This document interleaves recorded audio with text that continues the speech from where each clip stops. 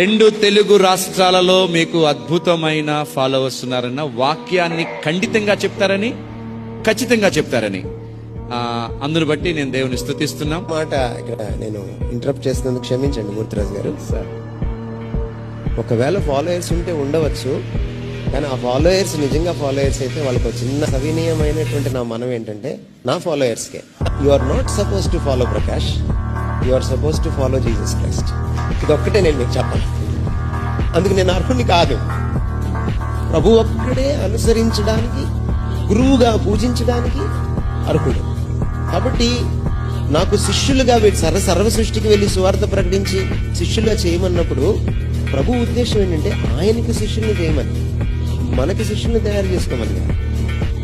So నేను నా ఫాలోయర్స్కే కాదు, మిగిలిన ఫాలోయర్స్ కూడా నేను చెప్పేది ఏంటంటే, దయచేసి మీరు మనుషుల్ని ఫాలో అవ్వకండి, ప్రభువుని మాత్రమే ఫాలో అవ్వండి.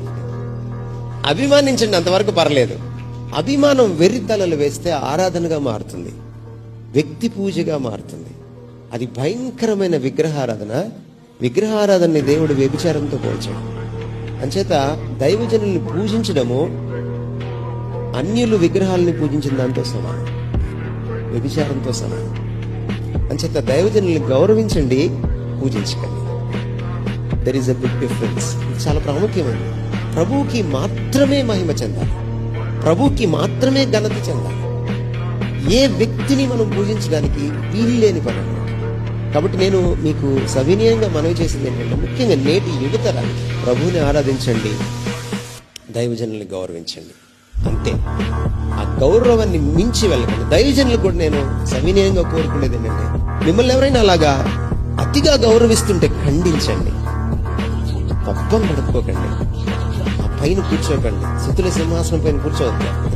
స్తుతుల సింహాసనం పైన ఆసీనుడు అవ్వాల్సింది ఆయన ఒకడే. దయచేసి గమనించండి.